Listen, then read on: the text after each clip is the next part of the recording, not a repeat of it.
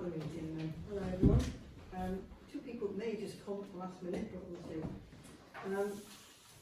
Right, protocols. There's no members of the public, so we have no questions from the public. We're going to record the meeting, and if anyone else wants to record the meeting, say so now. No? There are apologies for absence. Do you want to say them, Jen? Councillor Tricia Stewart, Councillor Joe Lyles and Councillor Hugh Osborne, and I emailed out to everyone the reasons. So do we consider No. a vote on the Yeah, reasons you for vote absence? on those to accept the Is everybody okay? Apologies and Accept the reasons. apologies. Okay. We had no, oh no, we've had one further interest form, haven't we? From yeah, Harry? that was Yes. from Councillor Yes. Davis. It's sent out with the agenda, Yeah, and that's just to note. so that's to note, okay.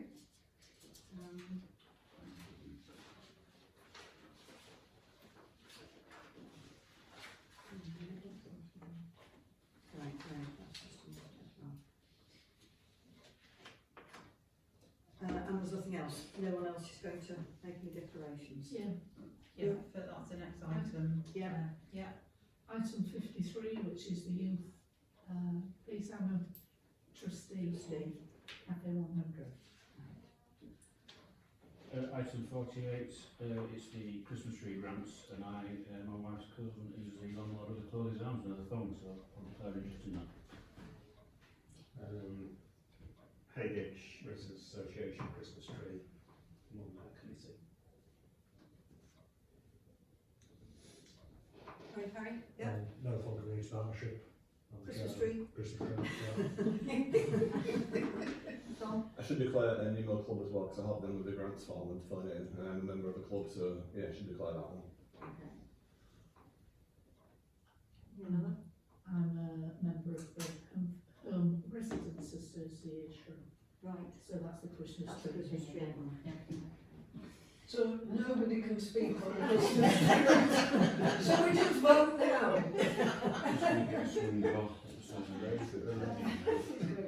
Right, What do you want to do with these councillors that have declared these interests? I mean, it doesn't sound like these are pecuniary interests. So are you prepared to let the councillors speak? Are you prepared to, do you want them to leave the room, make your minds up over what you want them to do? I propose they speak. Second that. Yeah. So speak but not vote. I'd be perfectly happy for them to vote, to be honest, on Christmas trees. Speak, does anyone want to? I propose we let people speak and vote. I think it's appropriate that people have declared that they have these interests in these community groups. I think it's good that councillors are involved in community groups, and we should just, the Christmas trees. Not just the Christmas trees. Just the Christmas trees. Are we Yeah, all you happy? can't speak on anything else. It's the only thing that's going to come up tonight, so is everybody happy with that? Yeah. Yeah. Do we have to vote? Take the vote. Yeah. Right. As far as I'm aware, no items to be discussed in private session. I've none to advise the committee to hear in private session, so unless a committee member wants to make a suggestion, everything I would advise should be in open session. Okay. Right.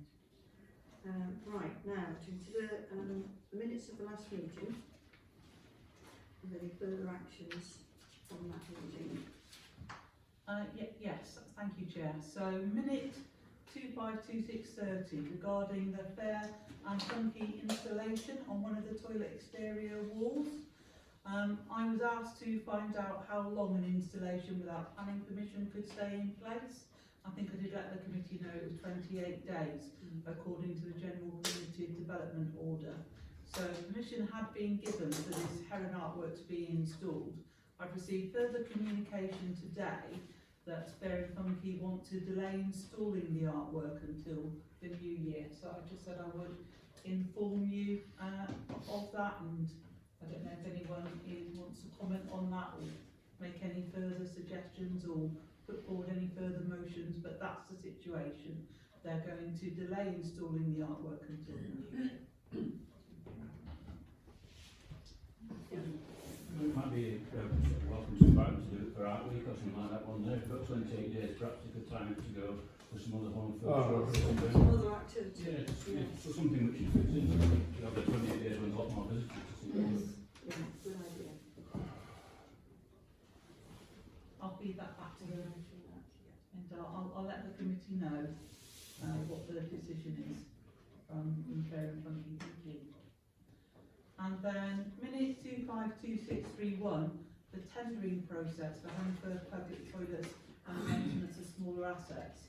So this isn't included as an item on this agenda, and as it states in the minutes, at the last meeting, the committee noted my concerns at my lack of capacity to move the matter forward at that time. It is an audit recommendation from some time ago. I just wanted to update the committee that since then I have done 3 hours worth of training on the Procurement Act 2023. That's certainly been helpful, and I hope to pick this up in the new year when the civic lease work has concluded and have substantial progress to report at the next meeting on the 23rd of February. Okay. Thank you.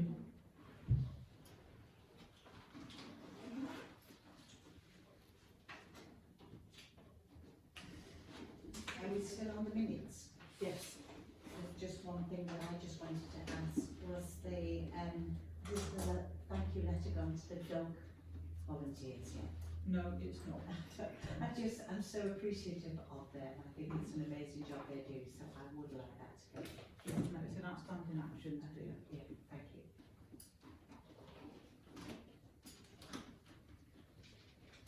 Okay, any other comments? No? We're happy with minutes?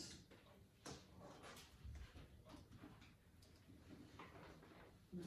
Are we going to move on to the budgetary stuff now? Yeah, so that's item 47. Yes, item 47. Rich, are you going to speak? Yeah, I can. So this is the budgetary year to, this is this year's budget against, the budget against year to date.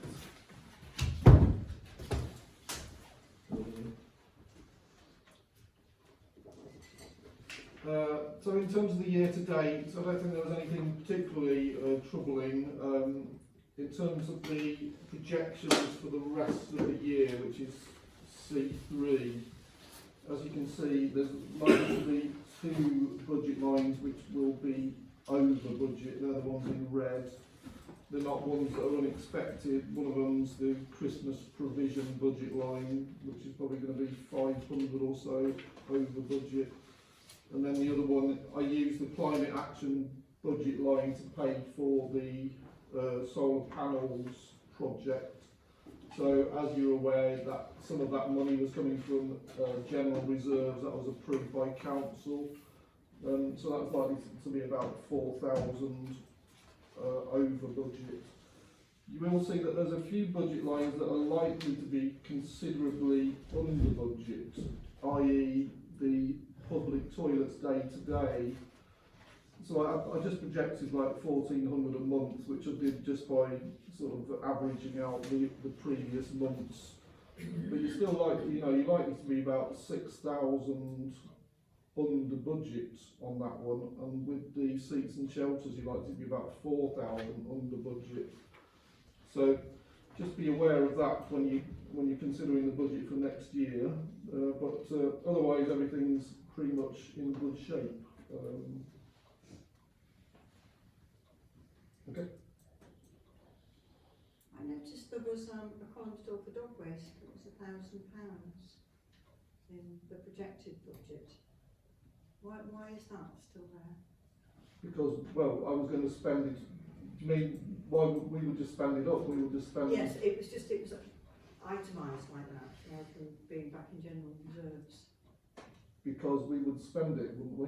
We still have the budget in the, we still have a budget line for it, because we buy the dog waste bags Right, okay. that the Yeah. dog waste volunteers restock. It didn't seem to have gone down a bit. No, so, yeah, that's okay. Well, it's because we don't give them to Holly anymore. Since the great poo bag scandal. No, that's okay, no, perfect. We do give them Missed to that Holly, one, actually. councillor. We do give them to Holly. Yeah, we do I get thought we some. stopped because they just disappeared on day one every time in Jagger Lane Rec. We left it to the volunteers. I mean, what they did is, if they did disappear, they left those particular dispensers empty for a time. Tried with just a smaller amount It's the later. one I walk past all the time, so I assumed they'd stopped altogether. No, they haven't stopped altogether. So Holly is getting dog waked back. Reform. Too much to keep on the top of the Now they've had hill. all the dogs, we don't Holland's corroded now. So are there any more actions to be considered against this report in connection? It's more noting it and just to say that we've made a deliberate decision to put next year's budget at the end of the agenda, because obviously that way it can reflect the discussions you have through this meeting. Well done, Rick. Right, so the next item is Christmas tree provision, 48. So we've got a lot of grant applications to consider, and I was rather hoping we could consider them all together, but they're all slightly different amendments. So I think we're going to have to say, we're going to have to name them one by one. It kind of depends a little bit on what you as members made of the report I did and the possible approaches you could take as to whether you can sort of consider them in bulk or need to look at each one individually.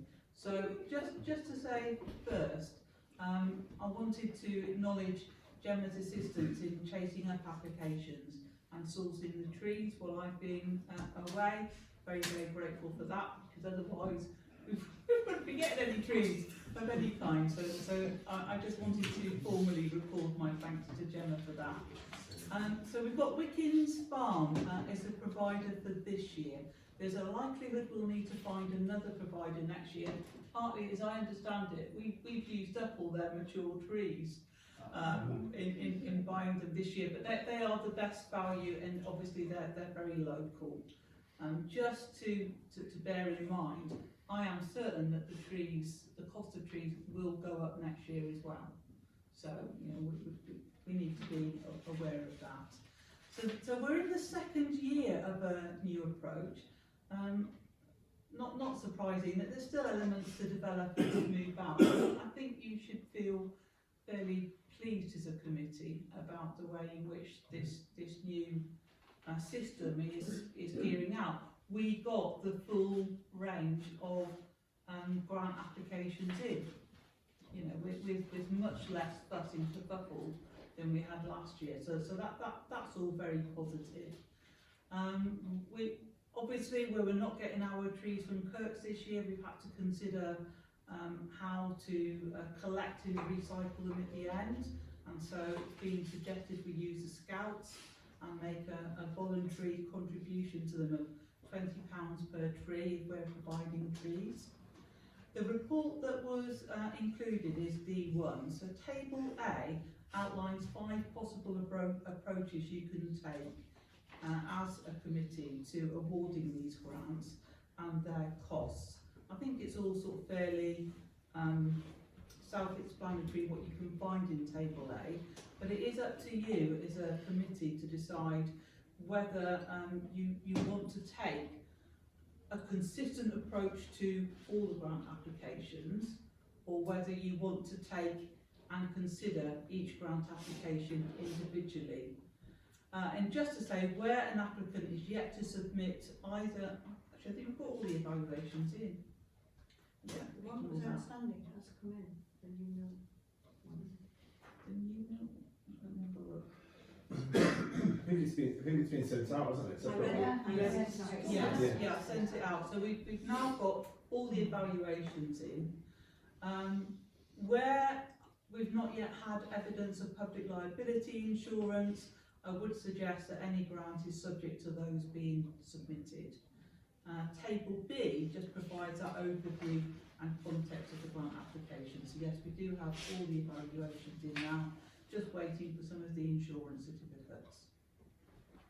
I don't know if anyone's got any questions they want to ask me about the report or any of the applications. The unredacted applications were shared with the chair, so she's seen them. It's a little bit different to the grants you consider in finance and management, because we're really just redacting personal detail rather than a lot of financial information. I don't have any questions, but I think I'd make a comment on the applications. Is that Yeah. what you want at Yeah. this point? Yeah. So there's two places where it's been pointed out that there are two applications in, and I'm glad I can speak on this, because one is Haydedge and Scholes, and I would say that it's perfectly reasonable. They are two separate villages that just happen to be grouped together in the same parish ward. So I think that's right. However, in Netherthong, and we talked about this previously, we've got two applications within the same community village. And I feel a bit bad about that, because I think until we actually went out specifically to the Clothiers Arms and said, why don't you put an application? Is that right? We reminded them, I think. I'm not sure, I think I've just read that somewhere, that we invited them to put an application in. But my suggestion would be, others may have different views, that it would be the community rather than Well, yeah, I have a Clothiers point to Arms. say on that one, actually. Go on, Tom. My thoughts are that for this year to accept them all, but for next year it would be one per village. I totally agree with Lawrence Reed, Haydedge and Scholes, because the trees are going to be quite a bit away from each other there, but two in Netherthong in the centre is probably a bit much, but for this year it'd probably be quite a bit of effort now for the Clothiers to actually go and source the road and get the road and do something quite. Well, I say later on, we're still, well, it depends where you go to in the country. When I was away at work last week, the pub hours have got decorations on all kinds of Christmas songs on, so it is Christmas already, so it is very late in the day if you think of it like that, but it depends where you go to. But yeah. No, go on, Martin. It's almost Easter, Tom. Yeah, as the councillor for one of the councillors for Netherthong, that's another matter, isn't it?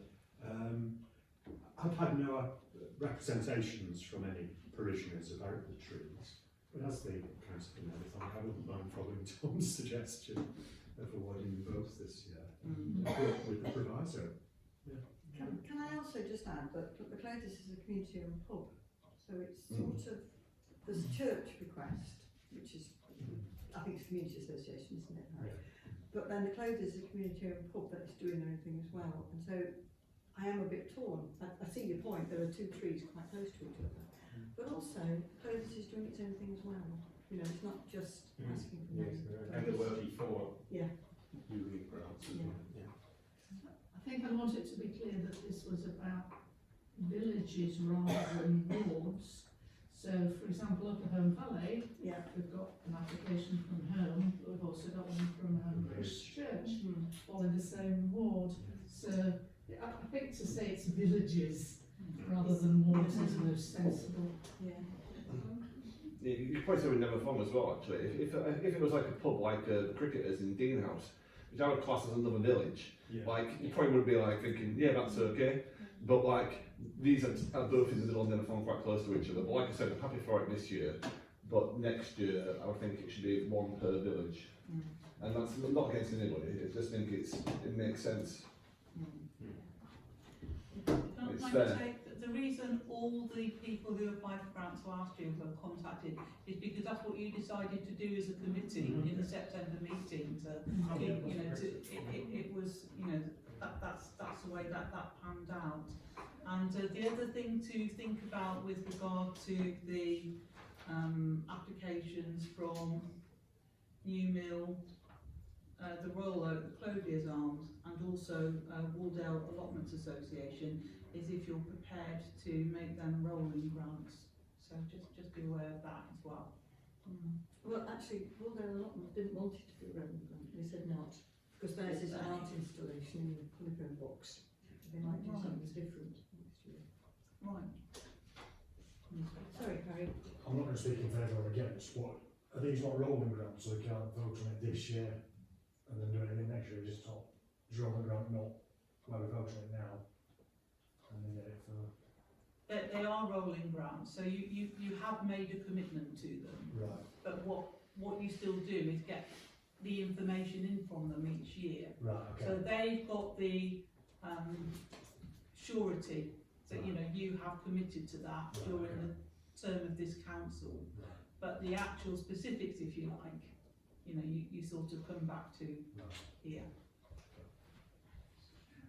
And there is a bit of variety as well, because some are buying their own trees and asking for a few lights, and some are asking for a tree and saying, right, we've got our lights from last year, so there is a bit of variation.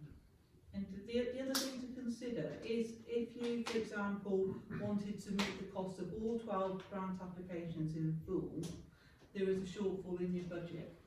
So you'll need to have to think about where you might via that from in terms of other budget lines.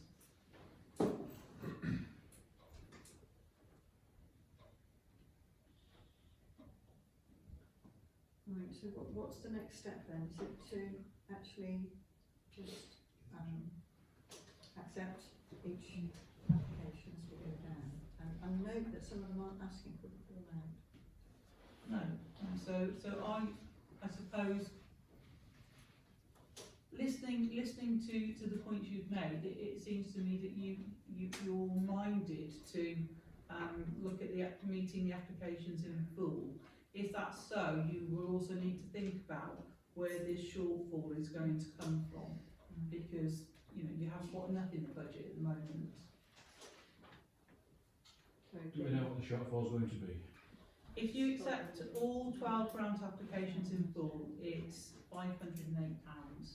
And we've got, like to have money left over in both the toilets and the bush shelters, benches and structures there. So, and one's got 6,000, one's got, was it 2,000 or 4,000? So we've got a chunk of money there. So potentially via that money, or some of that money from the larger pot, which would be the toilets pot,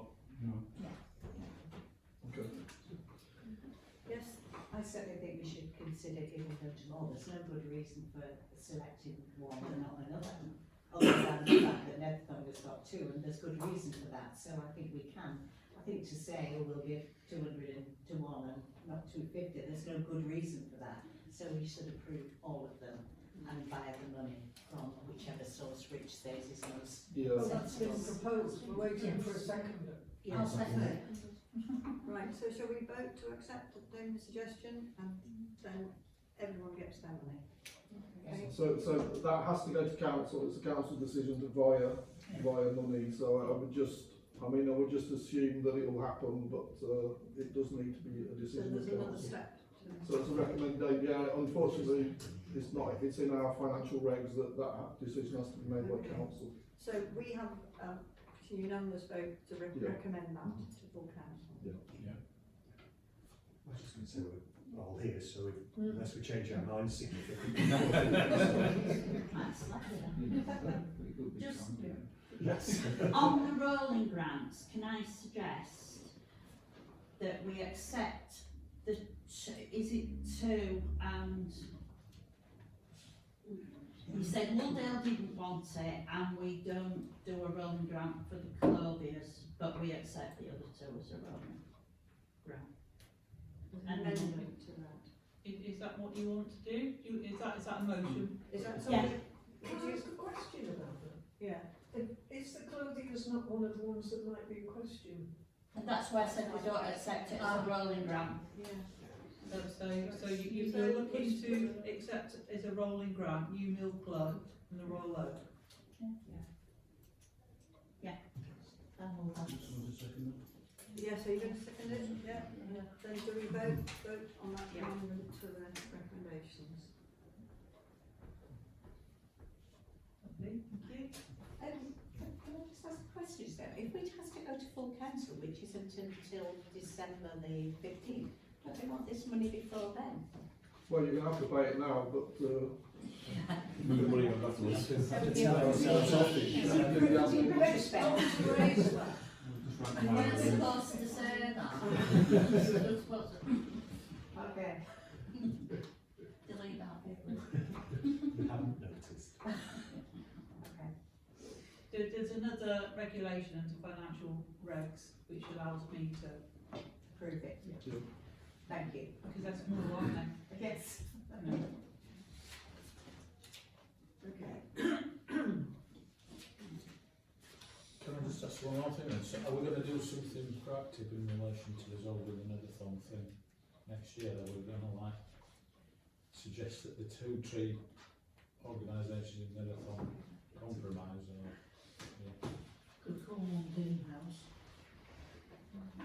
No, but they have far enough apart. You know, it's the cricket is the clothes is pretty much next door to the church.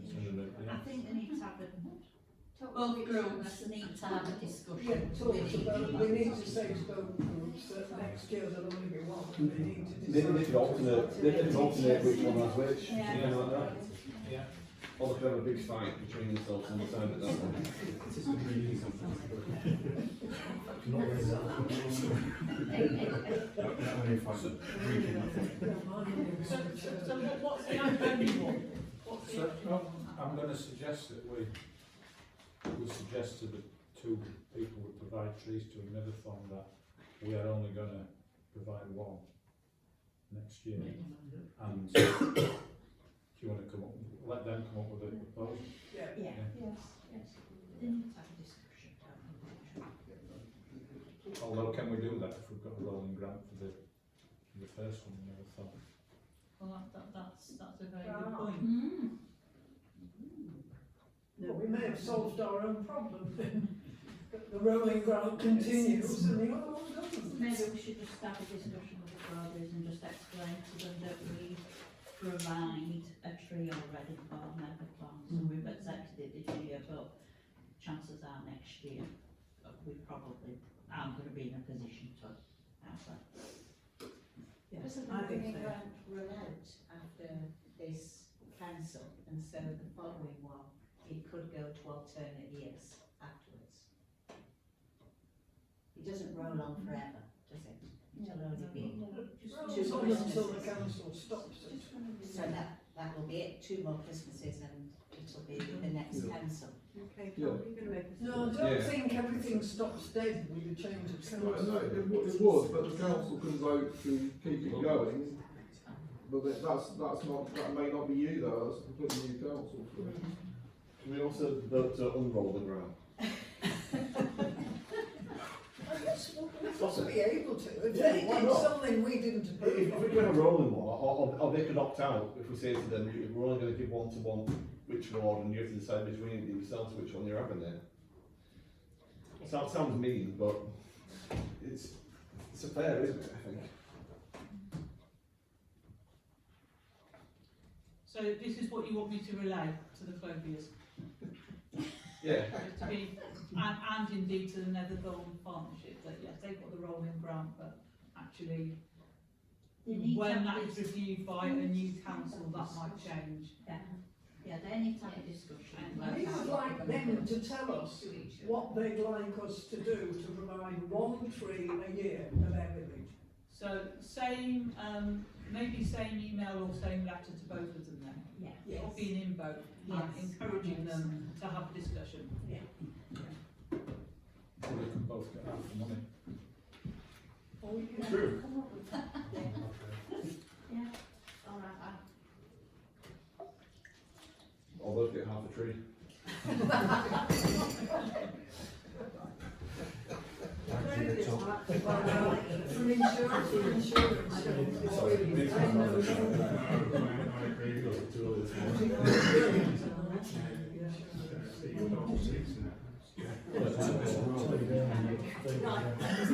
I used to play the cricket. Yeah. The next item tonight is the permanent toilets and outside buildings. First of all, maintenance, which is John Paul and Alison Paul's report. Yes, Yes, and also the update regarding the Gartside unit, the lettable space.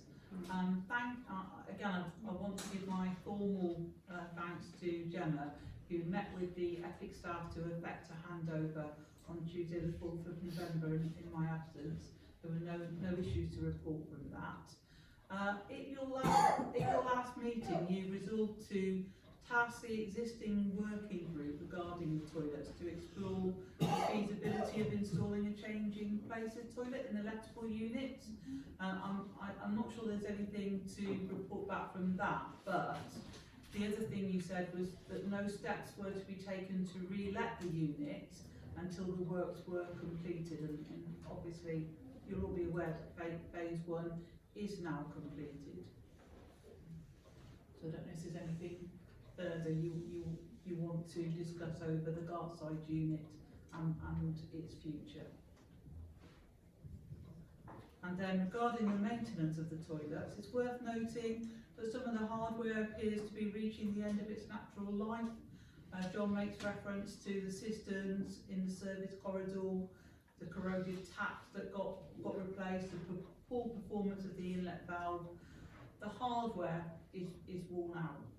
Is the conclusion I'm coming to regarding some of these issues. Throughout October, there were twice daily visits plus 6 additional lunchtime visits, 1 deep clean pressure wash, repairs to that disabled toilet cistern, and a new tap fitted to the disabled basin. And I think that was the main things from John's report. And I'd just like to add to that, that as much as they're fighting fires here because things are dropping off and getting worn out, on a daily basis. And one of the things, and I had a discussion with the architect at the end of phase 1, was where you would put a new disabled toilet, bearing in mind where the plumbing and the sewage pipes are, and the sewage pipes run into the Gartside unit, not into the little space so well. So the idea of considering how to improve the toilets in the next phase, and the second phase was going to be replacement of the disabled toilet, because the one at the moment is not fit for purpose, is something that we need to have a think about. And Matthew, the architect, is actually going to do a breakdown of estimated costs and a timeline of how you could improve the toilets over phase 2 and phase 3. Because I don't know if anyone's been in there, but the new Velux windows look wonderful, but it throws the rest of the toilet apparatus into horrible relief. Peeling walls, everything. It looks really, really awful. The silvered mirrors, the rusty handrails, it's really grim. So, and then constant water running because the systems don't work. So it does need a really good think about how to spend, how much to spend, and how to phase the improvements if we're going to make the toilets nice for people. Things like the rusted handrails that fall outside the budget that we were talking about earlier, which is to deal with ongoing maintenance. Does that not fall within ongoing maintenance, that you've got rusty handrails, therefore they need replacing, so it comes out of that budget that we pay to have an understanding? It does, but it's indicative of the fact that the building is dropping to bits. You know, the doors don't work, you know, the taps leak, the systems don't work very well. So as much as John is highlighting and putting a new handrail there, fixing a new tap there, it just goes on and on and on because everything is very, very shabby. The floor, you can power wash the floor, but it won't ever look clean. In fact, at the big community event, I had one woman who came and said, I'm so ashamed of our toilets. I walked down there and used them. I walked from home into Homefirst. Would you like me to get some people to volunteer to power wash the toilets? She doesn't think they're being cleaned. And I was defending John Madison, saying they are being cleaned, but they don't look clean because the fabric of the building is so tatty that no amount of wiping round makes any difference. So I think we should have a good think about it.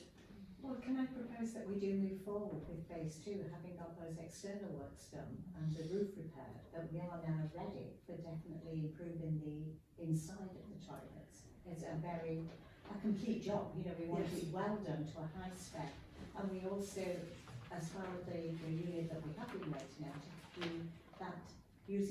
possibly using that as a disabled toilet needs to be considered in the overall decision about how those internal improvements are going to happen. Absolutely. And we don't rent it out because we think that is probable that it will be incorporated into an improved Yeah, sorry, facility. just add one thing before you speak, is that, that Matthew actually recommended that if you put the disabled toilet back where it used to be, Yes. where all the plumbing is, then you can keep the toilets open while you're doing the next phase. Yeah. But if you start moving the disabled toilet out, you have to block everything off. So that's just something else to think about. But what he will do is produce a plan, and then I would like to invite him to the next service provision meeting to talk through that. But in the meantime, we need to have a ballpark figure, or more accurate figure, for when we go to the full council in December, which I think Matthew will be able to provide. He's quite nervous about quoting accurately, because it's very, very difficult to know what you're going to find, and to underestimate it badly would make everyone feel very uncomfortable. But anyway, that's what he's going to do. He's going to quote for the different steps. Yeah, sorry for that. I just wanted to warn against moving into an assumption that Gartside unit is going to become a changing places Yes. unit or whatever. I think that's in the mix, basically. Yes. And it should be considered as part of the whole review of the toilets and everywhere. And I do agree that I don't think we should be reletting it. I think we should keep our options open. But we haven't agreed that change. Absolutely, and I think that we're can get still- talked into reality if we still, and I'm just being careful with The that. reason I brought it up is to make people have a think about it, because that's what the architect recommended. So that was the biggest reason that I could find, that you would not re-let the Gartside unit as a successful business venture, and use it because the plumbing and the original design work makes it easier to incorporate that. Yeah, it is 13 years now since the parish council took on the toilets from Kirklees. I will argue now about the current state of the toilets is still a hell of a lot better than what they were when we took them on from Kirklees. They were vile when we first took them on. Stunk, were unclean, and really, really bad. Not saying they're perfect now. I think it's probably about 10 years since we refurbished them. So you think 10 years of a lot of use, a lot of hammer, people going in there, mistreating them, badly using, breaking things and stuff like that. Yeah. So 10 years, it's probably it's not surprising that some of the fixtures are reaching the end of their lives now and having to be replaced constantly. So if every 10 years, probably toilets like that should be refurbished and should be looked at.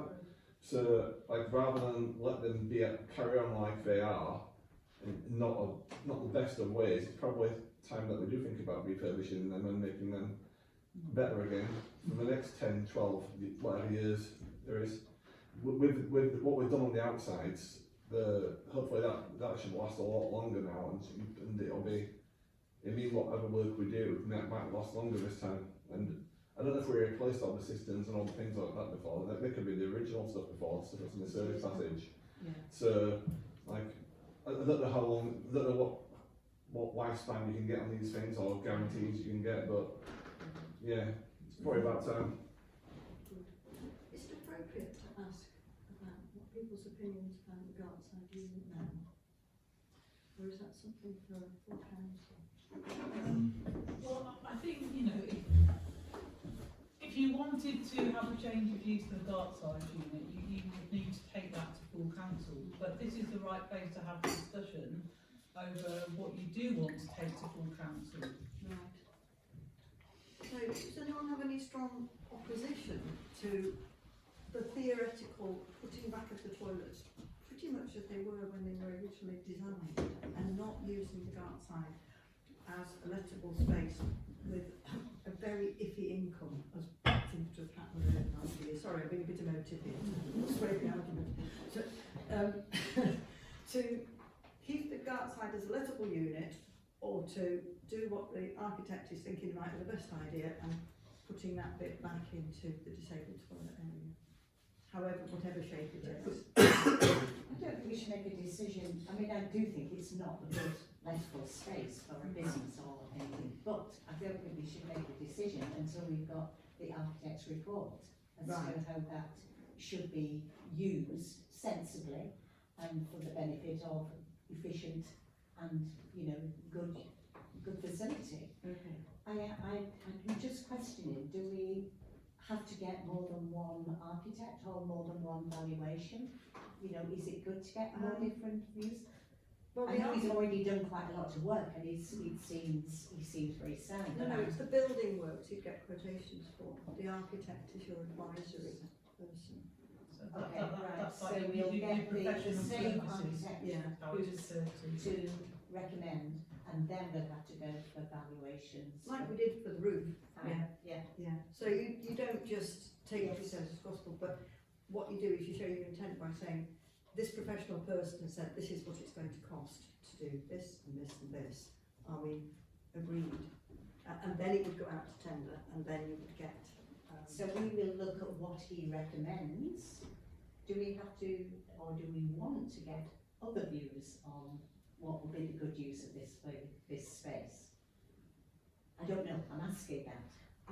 Well, I don't know. Sorry, I don't know who's next. I'm next. Oh, sorry, yes, you are. I accept that.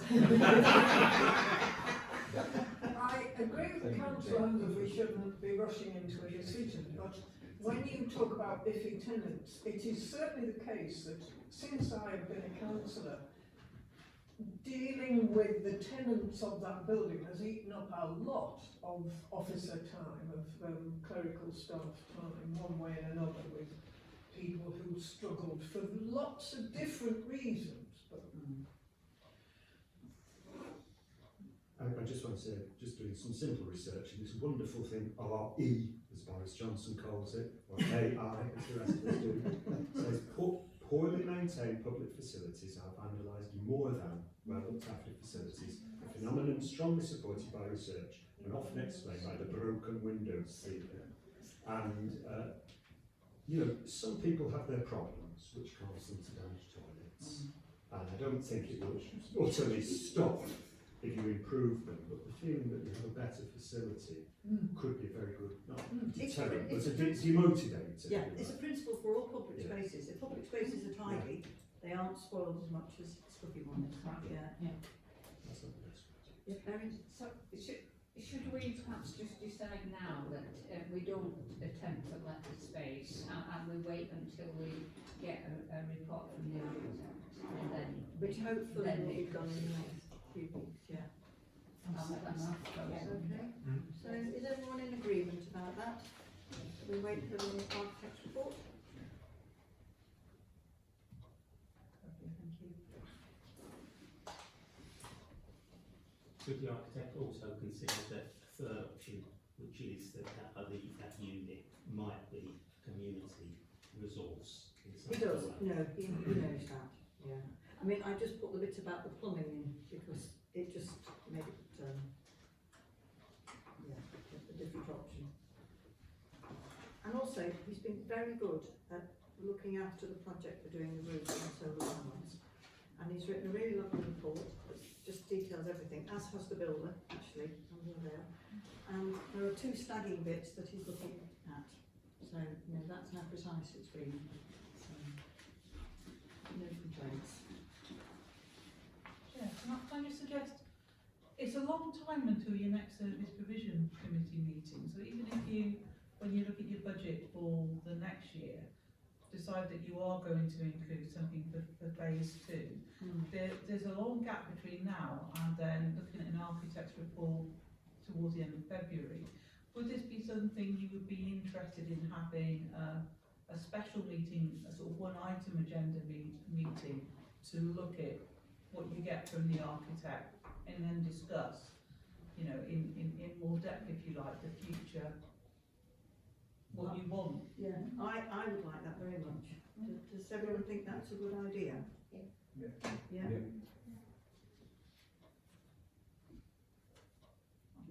Do we need to do a formal vote? You can do a formal vote and then you'll definitely have a meeting if you do Okay, that once. right. Can Everyone happy to have I ask a question on the logistics of that? Would that be a meeting that we ask someone to attend as an additional meeting? Yeah. Okay. Yeah. No. Because Because you want him to come and present the report. Yes. Yeah. Okay. So, do we a show of hands, just think that that's a good idea? Thank you.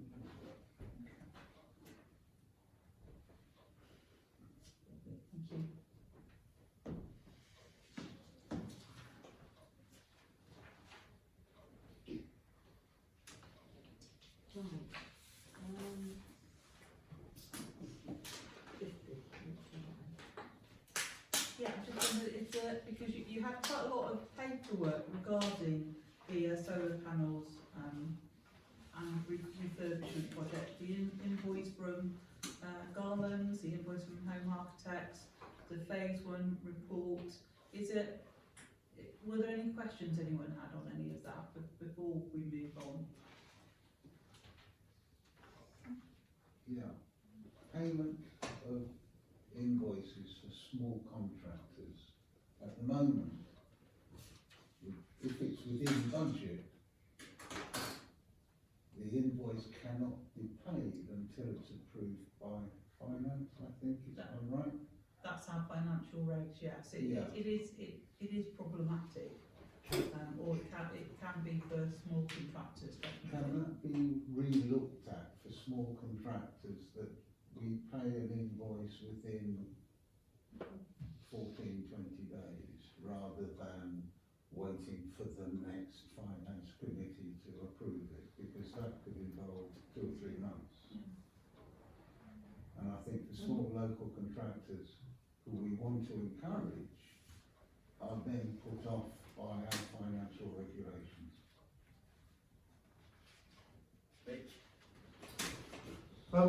This time, however, we did pay them. You know, there was a hold up because it did go against the general way our financial regulations worked. In the end, I found a way around it, which was because we essentially had a contract with Waldale Electrical, and we would have been in breach of that contract if we hadn't paid them. So there is a financial regulation, or a part of a financial regulation, that allows us to pay something like that if it would mean that we were in breach of a contract. So that's how I paid that. It will probably have to be how I do it with the roofing as well, unless it magically fits in with our finance or council cycles. I might just have to do the same and work on it as a breach of contract if we don't pay it. Because they will be, obviously we're talking about, you know, it's near 20,000 quid, isn't it? So it's a serious thing for them. So, you know, that was the only facility I could find that would legitimately allow us to pay it. But Steve's point is that should we change the regulation? Can you change the regulation to accommodate small builders who have a cash flow problem? I mean, frankly, I think we should probably have just been cleverer at when we set up the contract, and we should, because we have the facility to create, we have the facility to create a regular payment. Well, if it's a regular payment, all that has to happen is that people like yourself, who's on the bank mandates, it's still seen and signed by you and say Councillor Bailyn and say Councillor Collins. So it is, you know, it does go through some checking by responsible people, but it doesn't have to go through council. So I think we should have done that when we set up the contract. We should have gone to finance and said, for the length of this contract, these will be, you know, regular payments. Yeah. We haven't done this before, so it was a bigger, you know, it's a much bigger amounts than. So if we're doing something similar moving forward, that's my suggestion, that we just take it to council or finance and say this is a regular payment for the length of whatever the cycle is. Are you reassured by that? Yeah, if finance committee regularise that and make it sort of standard practice, that's fine. So we did find a workaround this yes, time. I know this. But yeah, forward planning. You know, We had our ears bent, yeah. we learn from it. Yes. Yeah. I was just going to say it's something to be discussed at finance committee. Right. Okay, so other assets now. Contractors report on toilet, benches, shelters and whatnot. I can give some updates about this as well. Yeah. So the first thing to say is that the maintenance contractor completed 2 tours of the shelters in October, including pressure washes, painting a bench in Mill Hill Shelter, painting shelters in Hayde Edge, the 2 connected ones, New Mill, Banksville Road, Block and Hag Wood, and also did the strimming around the benches as required. I know he fitted the banner to Homebred toilets for the big celebration. 90 benches have been swept and tidied during October, and benches repaired and or painted at Deanbrook Road, so that's bench N1, Netherthong, N2 on Thong Lane, N4 in Netherfield Drive, Honley 18, Oldmore Road, and yeah, he's done quite a lot of work. Regarding the War Memorials Trust grant application, so I'll be picking this back up now. We've just missed a deadline of the 31st of October, but the new deadline to get an application in on the 28th of February, and if we get the application in for then, we should have a decision by the 30th of April. Just a reminder that the War Memorials Trust will fund 25 to 75% of some projects, so we're going down this line first. One of the suggested contractors for quotes has pointed me in the direction of a more promising contractor who's got some specialism in his work. The original contractor has not yet got back in touch with me, so there's still some significant work to do to get 3 quotes in. I can also talk a little bit about the memorial plaque it stands. So it's been confirmed by Kirklees that they have got our application. It's just volume of work is delaying the response. And I believe the memorial garden at Honley has progressed. I think, did you see that, It's Councillor? practically complete, more or less. Yeah, it looks excellent.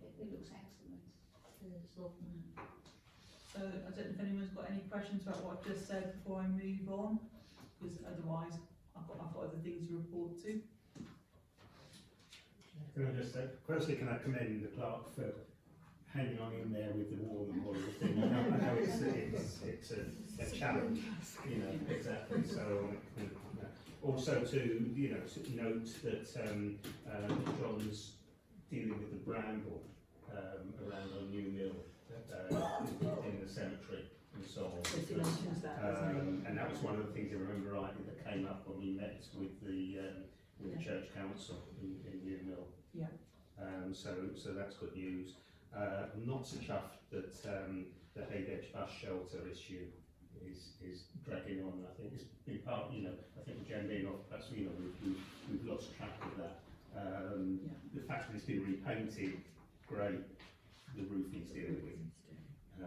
So I think, and I'm happy to work with Jen and with John on getting this shifted.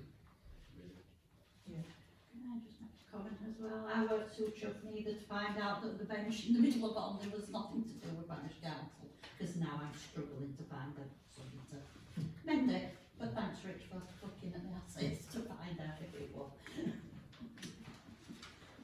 I've got some further information regarding the status of Hetworth phone box and the request from Hetworth Community Association for the Parish Council to adopt the box. If you remember, Tom said it's got listed status, so I've not yet been able to confirm that either way, but I have kept the Residents Association informed of where we're at, and there is a refurbishment quote from John as well. So that's still in a very early stage. I'm not ready to bring any kind of recommendations to the committee regarding that. And then thank you to Tom as well. There's a plan to rescue from the skip from the centre of Holmfirth, and one of the things I know Councillor Dixon might want to bring is regarding, if there's anything that can be salvaged that belonged to Kirklees that seems to just be being swept aside in some of the works going on in Home Firth, you know, what you want to do about that. Yeah. Was there anything else apart from the planters? So this is something that came about where there's a 3-tier planter on the junction of Foregate where the bridge is. I tried to find it on Google Maps, I couldn't find it, but my friend Roger, who reported it to me, said he was insistent about it and it had been put in his skip, because he works down Foregate, so he'd seen it in his skip. So I contacted the Kirklees Council about it, and we also got in motion very fast. I was really impressed, and we've got it. And it's, have you got it now, Jen? Is it downstairs? No, or? no, they've not been. Yeah, they're going to bring it over to us anyway. But I just said to them that there's other planters in the middle of Home Firth, and I don't know how they fit into the scheme, if they're part of it or if they're going to be disposed of. And I was thinking, like, is it could we take these planters and relocate them in the sands or somewhere else, or somewhat wherever else the parish council want to do it, rather than Kirklees just bin them. So that was my thoughts about it. I think that's still in the skip, isn't it? I saw it this morning. It's still in the skip. There's only 2 big square planters actually. One at the top of Victoria Road and one at the bottom. Yeah. The one at the top's still there, obviously. Yeah, they might want to keep them, I don't know, but I just thought that if there's anything else like that which is reusable, rather than it just be skipped, like, we could have it and do something with it. How do you monitor that though? I just Well, keep looking. no, we asked the contractors and say to them, if there's anything that you think that you're going to dispose of, which you think could be reused, it's still pretty decent, to let us know about it. And yeah, I'm not saying we should be like going through all the skips and getting everything ridiculous about it, but if there's anything like We'll have a rota. yeah, no, I'm saying if it's something that they think might be of use, that they don't need and they're going to get rid of, then let us know. Right. How do we proceed with that then, that suggestion? Well, the first thing I think is a committee, you need to decide if you're happy to have these assets come onto our asset register. You know, that's something to consider, because once they're on our asset register, you're responsible for them. So there's that part to it, which would make it then easier to liaise with Kirklees and so forth over these. I mean, it might just be that it's just this one planter. It's probably also just worth noting, we've got a number of assets in storage at the moment. In storage, meaning John's garage, plus also the lovely ironwork shelter, which is in Sculpture Lounge at the moment. So all these things, there are benches around by the chocolate box as well, being looked after by the coffee people next to the chocolate box. So there are these assets that, because of the works, have been moved, and once the works are finished, you have a fairly sort of major item to decide and discuss where you want these things to now go. You know, but then you've got quite a few assets in storage, as it were. Well, we had a chap from Kirklees waste round last week, just turned up randomly talking about the stuff outside the cheese shop, and the cheese shop are definitely wanting to get rid of that planter as well. So they're just, you know, looking to dispose of it. So you might see that in a skip as well over the next few weeks. That's what I was thinking. Moving stuff around Home Firth is a bit of a nightmare really, because unfortunately when I've tried to put benches in places, you're run up against the town centre architects and that one there, so we can't just put stuff where we want them to be. So if we adopt something, then we can't just place it on Kirklees land, we have to have their approval to do that one there. As far as the planters go, Home Pride now have the licence for Homeside Memorial Gardens, and they'd happily take some of the planters. They asked for the one at the head of Victoria Street. Oh, did they? So that they've been asking to acquire that one, knowing that the cheese shop want rid of it. Right. So they might also be interested in the other one, and they've got the licence for Homeside Memorial Gardens, and therefore they can put it in there without going through the whole Kirklees shenanigans. Yeah. So that's a possibility for you. If you try and put it at Sands, then we'll have to get Kirklees permission. And for the benches in Homeside Memorial Garden, it took me 3.5 months just to get permission to replace the benches. I was going to say, I think that's a good suggestion. Partly because those planters are massive and they're actually not very good use of pavement.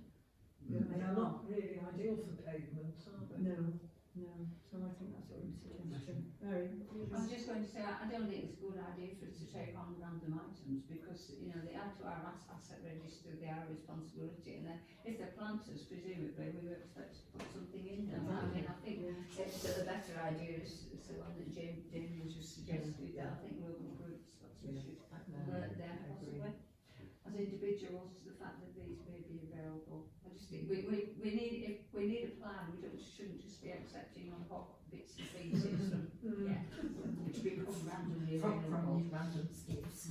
You wanted to say something, Tom? I was going to say something else actually, but yeah, I totally agree with that. We can take them on and then pass them on to Home Pride, and they can put them in the garden or wherever else in the valley. There's plenty of other places where you can have them, not just in the centre of Home Firth or like even on the roadside.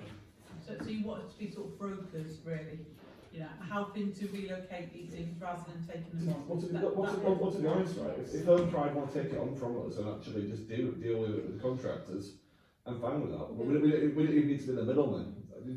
They're not ours. It needs to be good for just be good for these things to be reused rather than to be disposed of. Yeah. Fine, that's not odd. Right, well that's a good suggestion for Damien, and I think as it takes both the planters on, that's the best thing. Would you like me to speak to Home Pride and just ask them if they would like the planters? Yes, to make sure that it isn't a I'll gift. put it to the suggestion, and they did mention the T-shirt one, obviously not aware of the other ones for obviously for grabs now. If I can mention it to them. Just go and get it quick. We're not being yeah, I'll ask them. Okay. Just to also say about the cheese shop, the bench outside the cheese shop, you'll remember it, full council, it came up that the landlord of the cheese shop had, that the landlord had, been in touch with the council, and the council's now entered into the contract that says, yes, you can have your council benches on, you know, my land kind of thing. And since then, I've had contact from the cheese shop saying, well, we've told the landlord we want this bench moved, he agrees with us, so can you move it? So I've explained to the cheese shop that we do need to hear from the landlord. I've contacted the landlords, who can only be contacted by email, and not yet had a response. So we've got a little bit of a situation going on with the bench. It won't be a problem to move the bench. It can join the others in John's garage or round by the coffee place or wherever until we can properly relocate it. But you know, we do need to, seeing as the landlord wanted us to enter into that contract with him, you know, we need to wait until the landlord says we move the bench before we do. Yes. Can I just ask, when you say relocating benches, are you looking for locations that might want to take a bench then, or? It will be, because we've got quite a few that have been moved in, haven't really got, there were two the other side of the cheese shop that got moved originally. There'll be that one around there, and then there are other ones that were around Victoria Street and so forth, I think, but still, whether they can go back there or not, we don't know. Maybe you could replace them in one, that's absolutely one backwards. Just on the benches, there are any spare benches. I've been in quite a few times where people wanting benches along the cliff path, you know, a couple of wreck there, asking to give benches along that edge there where the walkers go. So if we have any spare, obviously we could speak to the land charity, because that should be quite an amicable agreement between ourselves. If you want to get some benches in a useful position, that might be a place to put them. I can think of some good places too.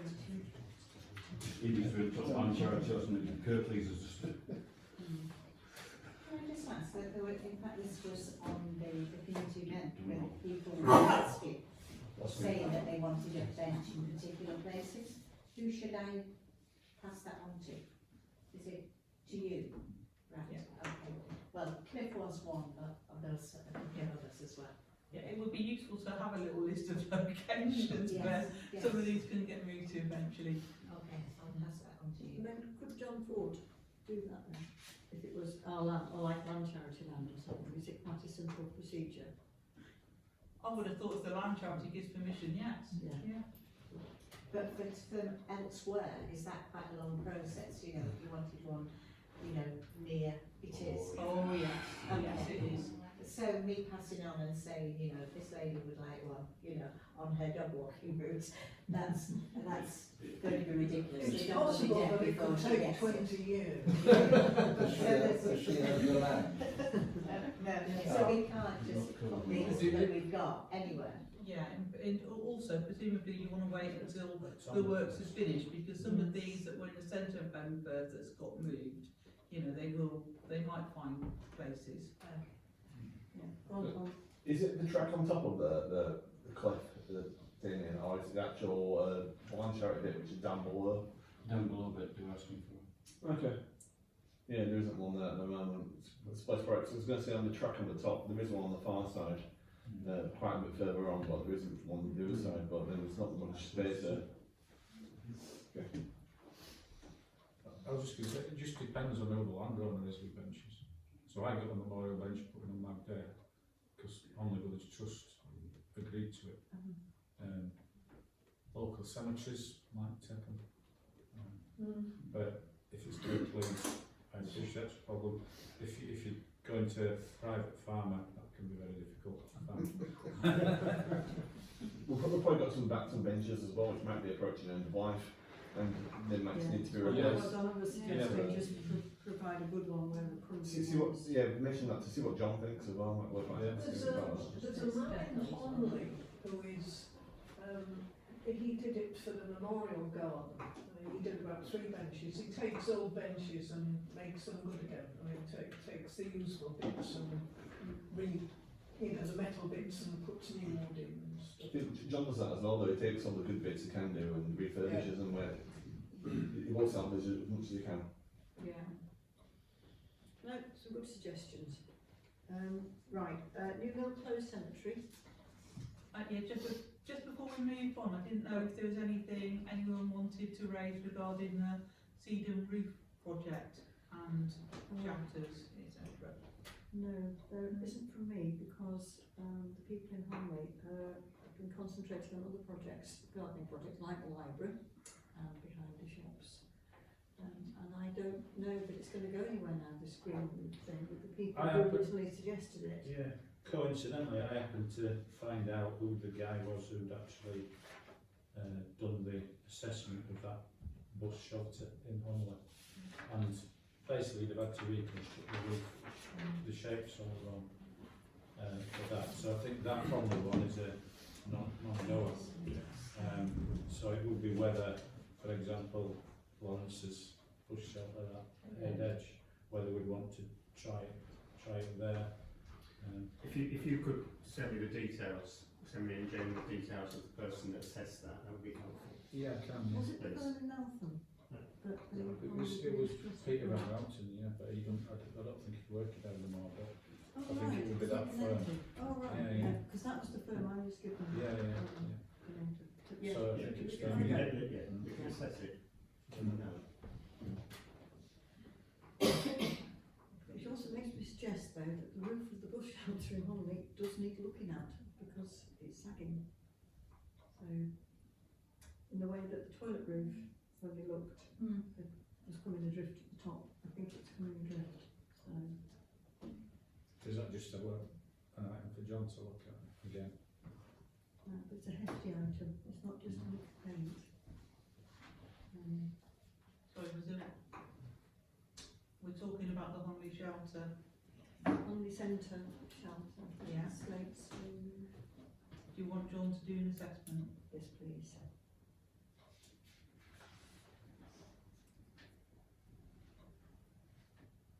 You're concerned about safety? It just looks as if the roof is sagging. I catch the bus there once a week and I'm quite relaxed.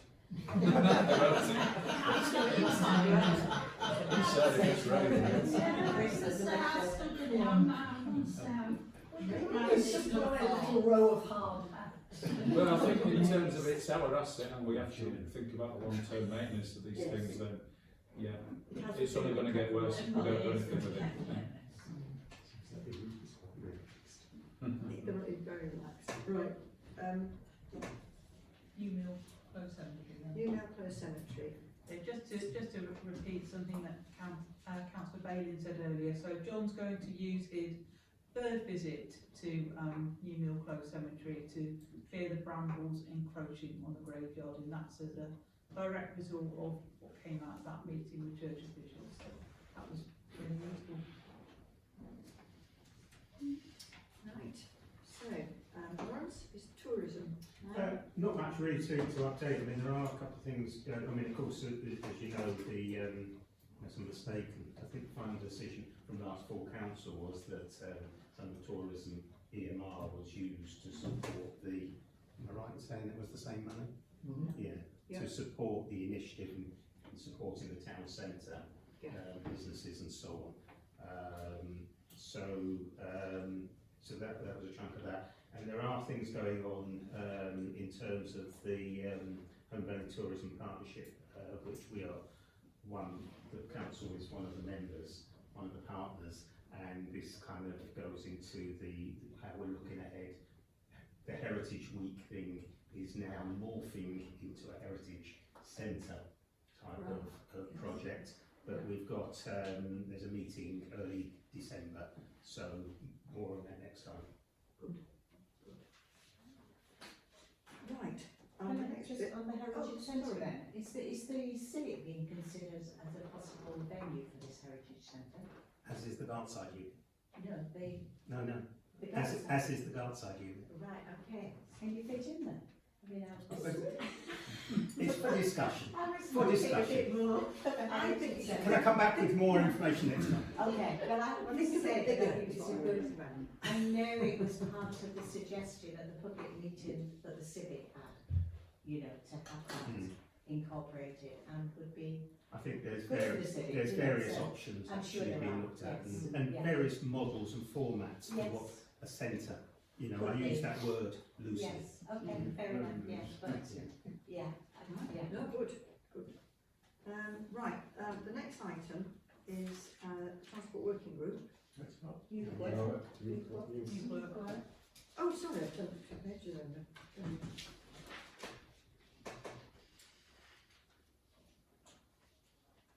Right, youth work. I actually met with Tyler Hawkins at the ASCON meeting. We did, didn't we?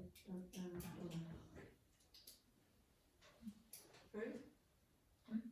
I met with Tyler, not Tyler Hawkins. Wrong surname, Tyler the youth worker. At ASCON, because she came to talk to the group there in the church last Wednesday. And she was saying how difficult it was to recruit young people to come to the youth work in Honley, whereas Holmfirth was absolutely buzzing. Got loads of people. So we had a bit of a discussion about that, and Tyler's actually going out onto playgrounds and stuff, and actually going to talk to people who are like young people and trying to entice them in with a hot drink. But she said it's quite difficult. Yes. I think I'm sure everybody's had the opportunity to look at Tyler's report from Kirklees Youth Alliance. We talked about this at the meeting of the community and communication engagement group about the way in which we might help to support further work to outreach, to provide different events, to broaden the scope of their work. And there was a suggestion, I think, from Glenn that we have a conversation with Kirklees Youth Alliance about whether if we had some money to offer them, what sort of things they would like to develop. We've got a commitment, I think it's fair to say, to fund them to the same level that we have previous years, but that they're on the borderline of what they're able to do. So my proposal would be that we do indeed have a conversation with Kirklees Youth Alliance about their provision in Honley and in Holmfirth, both at Cafe 100 and the Phoenix Centre, and about what they would like to be able to develop if they had further resources. Not a guarantee, just a conversation. Right, sorry, Tom. Yep. It's been quite mild weather quite a lot this year. It's been quite warm. We're getting to like the really cold months now. This could be a really good time to kind of entice people to go into the Homley one and get them indoors rather than being hanging around street corners where it's cold and wet outside. So it might be a good time for us to really try and push this with the publicity and things like that, like what we are doing. The same with the Home First, what we do, youth provision as well. We're doing. I think a lot of it goes under the radar. People don't realise we're funding it. 'Cause it's just kind of there, and people kind of assume that Kirklees do it because they always did fund it, but they don't do it. It's us now. But yeah, it might be something we could push with the publicity, especially with Homley, and hopefully when it gets a bit colder, we might get more people going to them sessions. Can I ask, Sarah, what if they had a bit more money, what would their grand plans Oh, be? well, that's the acid question, is it? If they had some more money, so it would be the other way around, if you like, rather than us saying, we are giving you X amount of money, Yeah. and then they go away and decide how they want to spend it. We have a conversation with them that says, if you had further resources, That's what I'm what asking. sort of Yeah, things? what So would it might you do? be, so for example, the money they got from the soup event, so they were the prioritised organisation. They put together a programme to take a group of young people, this is Cafe 100, out to an away event, you know, an overnight stay, and so it's that sort of broadening out of experience, really. A whole range of things that they might do, of course. Can I just question which maybe Sarah can answer? It's in a report about saying about how difficult to assess the average number of people attending due to not having a room for sessions. Is that what does that? I don't know anything about it. I just do know, just wanted to have a bearing on partly the difficulty of recruitment. It's because they've been doing some works at Homley High, so at this moment in time, they're actually, Tyler and the team are in the dining hall, rather than having a separate room. So they're finding it difficult to get numbers from that. Also, what they're finding is, as well, Homley High, you've got to remember, isn't just Homley students, basically. They're from way over. In fact, the amount of students that attend Homley School is probably a lower amount from Homley than it is from the rest, whereas before it used to be the other way around. But now, because the birth rate and everything else has dropped, and they're coming from far and wide, and Homley's actually had a reduction in the amount of pupils they've actually through. It's just the significant difference between what's the recruitment at Home First and recruitment Homley, and there must be factors obviously which are causing that. It's obviously something very, very complex, and whether the school is an ideal venue, it's a little bit out of the centre for actually even up to I high think school. the Phoenix is, because the Phoenix is such well known, I mean, that's been youth clubs for however hundreds of years, it feels like it. It were a youth club when I were a kid anyway. And Homley, they've moved now from the communities or whatever to the other one, to the village hall. Yeah, I'm getting muddled up. I know they've moved down to village hall, but it's not like it's an established many years youth club as well. So I think going out and doing the outreach stuff is probably really good. If she can then persuade them, like I just said, weather's getting a bit more cold and wet, and I was gonna start the word beginning with C and ending in pivot. It might be able to entice them in if she can sort of, meet them, but it's like she said, she can't force them. So it is just having them conversations at the moment on outreach and see what happens, I think, for now. Sorry, I think, did you want to say something? Yeah, it's kind of being covered actually. I was going to hint at the location. So the location, they're using Homley High School rather than I'm using the community centre as the village hall as well, is it? The village Village hall is hall the venue. is Yeah. the venue, but she does outreach at Honley High School, Right. through, you know, obviously at high school, Yeah. to try and attract them to come to youth club, Okay. sort of thing. Yeah. And they can have conversations about anything that they want. Yeah. Good. And she also said that she thought that, well, I think it was a general suggestion, that they should go into year 6 and talk to them about Yes, provision of maybe youth, going because she that felt that that was a bit more of a captive audience that was more Honley based. Yeah. And that the Honley one is a bit of a scattergun approach because a lot of the students go home somewhere else. So in answer to your question about what sort of things, one of the things they might say we would like is some more human resource, because Tyler's stretched across 3 organisations and she's trying to do everything. I mean, she's absolutely cracking.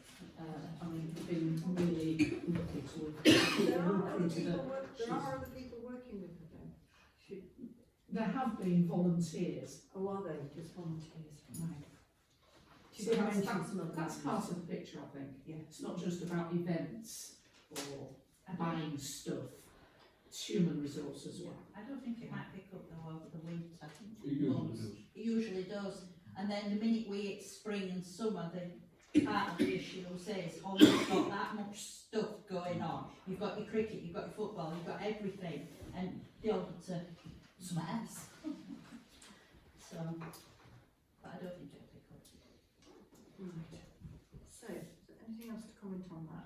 It's just also worth noting in Tyler's report about funding proposal that they are anticipating that in 2027 to 28, so not next financial year, the year after, they'll be looking and hoping for an increase in the money that they get from the council for the first time if their budget lines are to remain the same. It's worth being aware of that.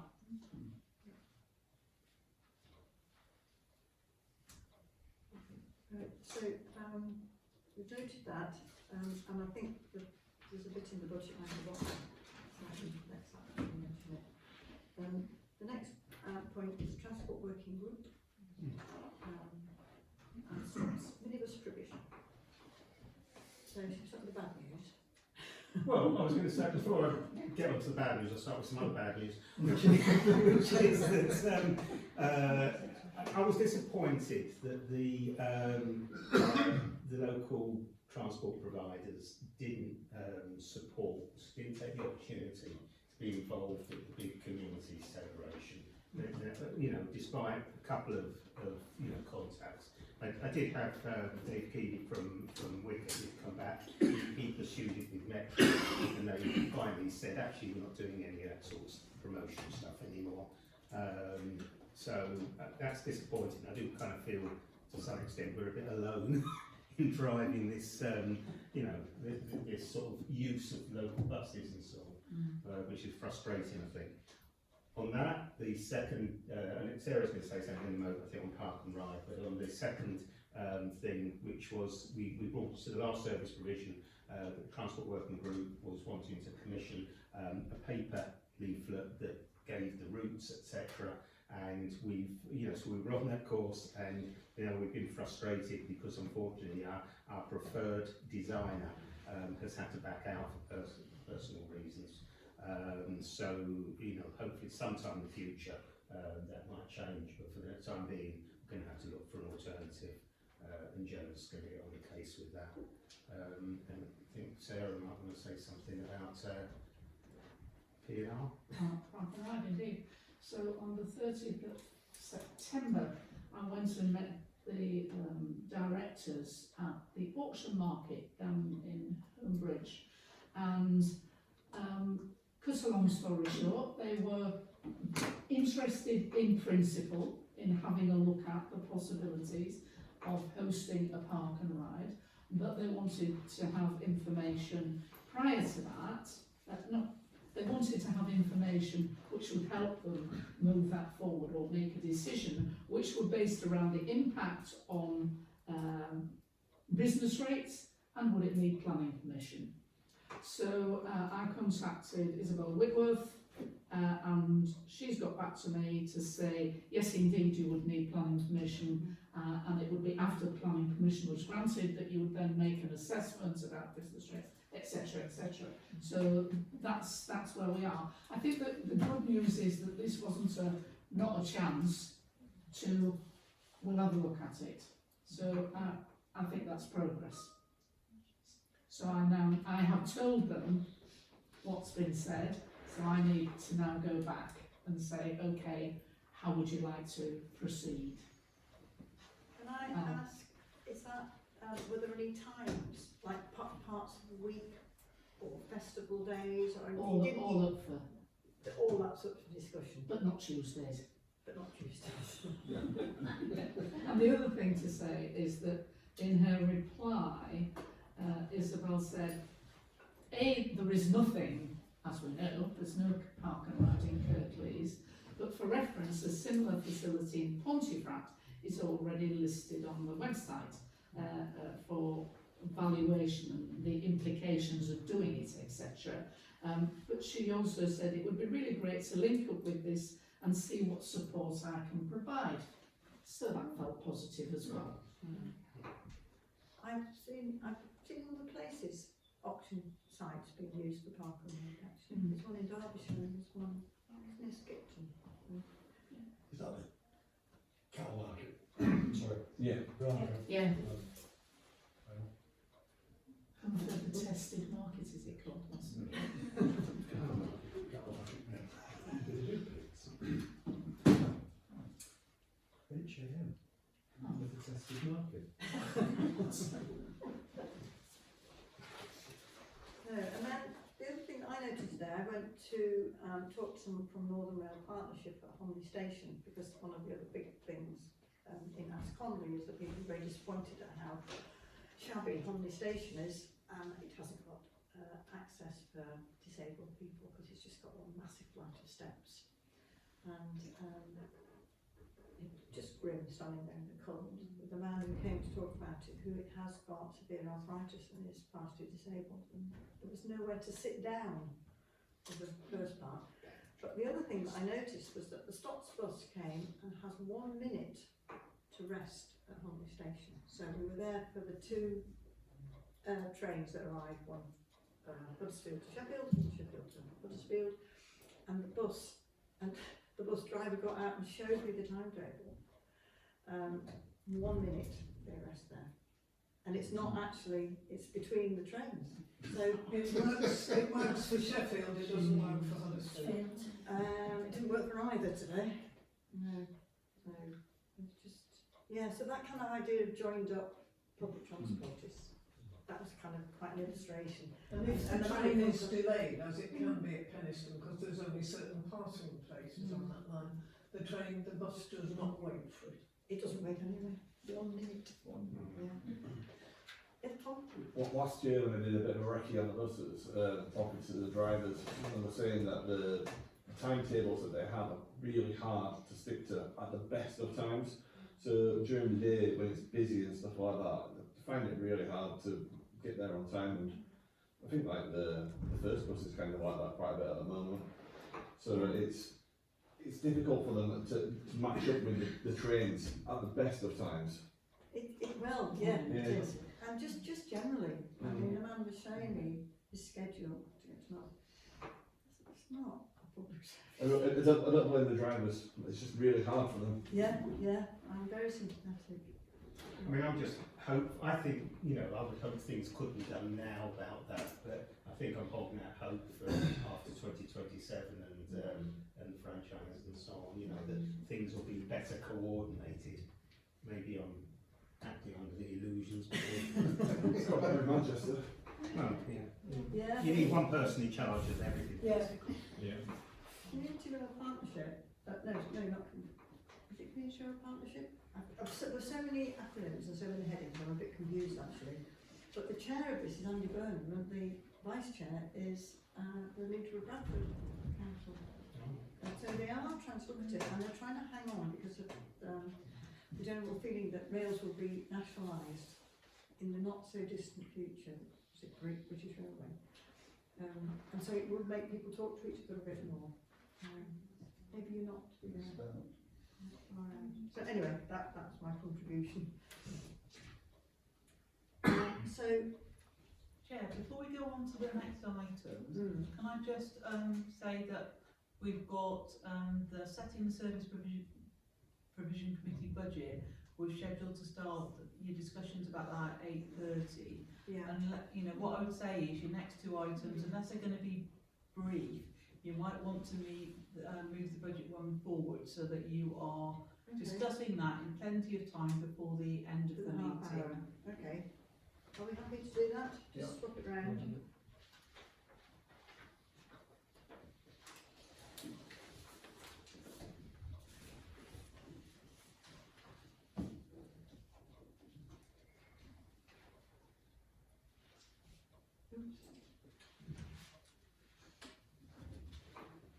Right. This one's the other one. So, as the agenda says, the committee needs to resolve on a proposed budget for 2026-27 to recommend to the Finance and Management Committee. So, Richard's prepared budget options that you can see, and also proposed earmark reserves. So these are the documents to guide you into your discussions about next year's budget. If you Are we want going to read the options one, or the one below? I'd go for the options. one first. Do you want me to talk through? Yeah, if you would. A Um, couple of thoughts there.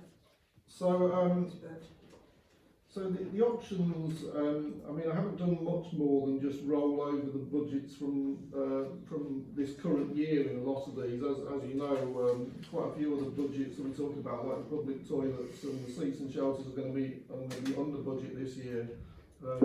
So I've just essentially rolled those figures. There's a few others where I've kind of rationalised things, like for example the minibus. I've just kept that at 23,500 because that's just a set figure. There's a set figure by day essentially, so that won't change. So there's no point fiddling with that. Similarly with the youth work in the Home Valley, I would suggest there's no point fiddling with that either, seeing as they're expecting 25,000. I think we should just keep 25,000 in next year's budget and then worry about uplifting it the following year when they've said potentially that they're going to want more money. Councillor Bailin has suggested that it would be appropriate from his point of view that tourism, which is currently an earmark reserve, it's not a budget line, but his consideration is that tourism should be a sort of an inbuilt important thing within our budget year on year. So this is his suggestion that we have a £5,000 budget line rather than, you know, a £5,000 earmark reserve. So it's just an agreement that is likely to be an ongoing thing. And then with the climate action, we put 5,000 in there with the potential for Councillor Green and the Urban Nature Reserve for the funding to be there for that. So that's some of the considerations about budget, about option A. Last year we did put an inflationary uplift on some budget lines. I don't entirely know whether there's any point to it, because as I've just said, a lot of the budget lines are going to, you know, you're going to have money available anyway. So I'm not really sure what impact that had on this year's expenditure. I don't know whether it had an awful lot really. So it's kind of up to you. I'd be inclined to work my way through each line and just vote collectively on each line. There's only like 12, so I don't think it'll take an awful lot of time. I suppose the principle of whether you want to use the inflationary uplift is one you could do kind of ahead of the considerations.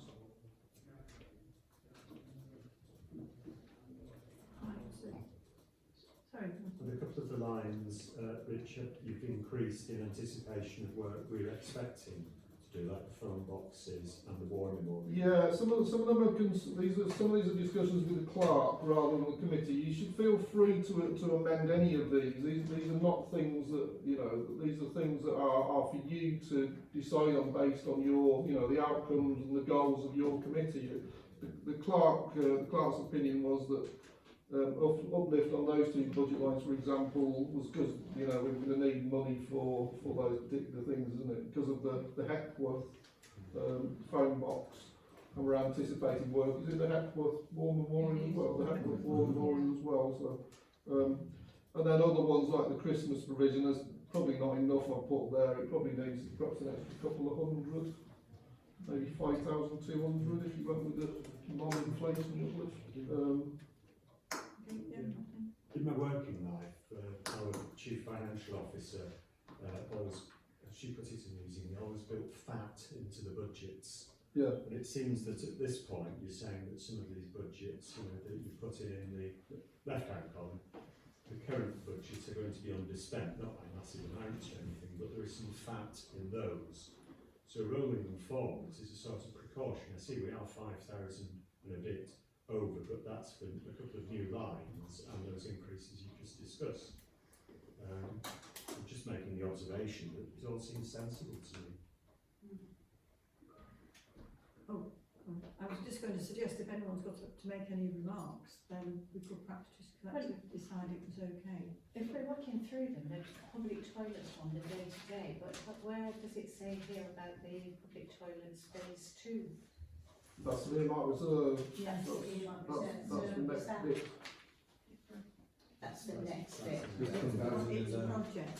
Okay, so that doesn't need to be in this section at all then? No, I mean I can talk through the earmark reserve because it's similarly this is in discussion with the clerk, with the chair, and with Councillor Baden as chair of some of the working groups. This is what we kind of work through about earmark reserve. So the defibrillator earmark reserve, we just said will just sit because it's basically just paying for things like batteries and pads and stuff like that, isn't it? Guardside building. So we've closed the energy the energy projects one has gone, and then we Councillor Morgan suggested 10,000 would be adequate for the second phase. Is that correct? That would start us off with the disabled toilets. Start us off. Yes, But not complete us. not Done as a half-done project. No, it's phase 2. Phase 2, Two. you would get that 10,000 to see enough for phase 2. Yeah, I hope so. Think so. Yeah. But we don't know exactly. But I put that figure in because that's what the architect had mentioned. Well, I think the architect mentioned 8, didn't we? He mentioned We 8. said Yeah. let's put an extra 2 in. So what's coming into phase 2? There is a phase 3 as well, is there? That is the major refurbishment, which will be a lot of money, which we need to budget into next year. And that's not going to be done this year then? So phase 2 is just... A good disabled toilet. That's all? A good disabled toilet, no more than that? Okay. Does it not make sense to have that happening as one project? It would be really nice to do it one project, but I think the next bit, we're talking 50,000, something like that. So where's the money going to come from? Yeah. Pardon? My thought is, where's the money going to come from? Well, we're doing it in phase. Yeah. But that's what I'm saying, that was my answer back to Jenny, not, you know, if phase 3 is going to be 50,000, then I don't think it should be in this year's budget somehow. And again, we don't exactly know, Donna, you know, so we're being cautious. You just said, you know, I think Councillor Rossiter was just alluded how the importance of having a good toilet facility is. You know, the fact that we're always rolling it forward. And I just think if you're getting a good disabled toilet to, you know, we've just done the roof, we want those toilets to be brought up to a good standard fairly soon, rather than, you know, not this year's budget, next year's budget, but until the year after before it gets completed. You know, I just want it to be moving forward a little bit. Really right. I think it is moving forward, but I think we need to do the plans as well and look at all the different things. And that will take time. That can be taken as well into next year. And then we can look at budgeting in the next year for that one. So I think kind something of about having a consensus about doing it, Yeah, and not rushing it, doing it properly. Much as I said earlier about having the toilets in good condition, and that would be better early, at the same time, we might be jumping the gun to do something with the disabled toilet if that isn't getting incorporated into a greater vision in the future. So I get back to my fact, if we got the 10,000 in now and we don't actually spend it in the next year, that's towards the major project, where it's actually might come in cheaper because it's part of a larger project. Yeah. I feel very disappointed that I can't actually show you a plan of how it would develop, because we haven't got that far. But if we're going to get that fund fairly soon, and that's going to be the disabled toilets and the internal development, and those things usually, they go, as you happen in one project. I don't understand why we're waiting till next year. Look, just been advised about the amount of money it would take.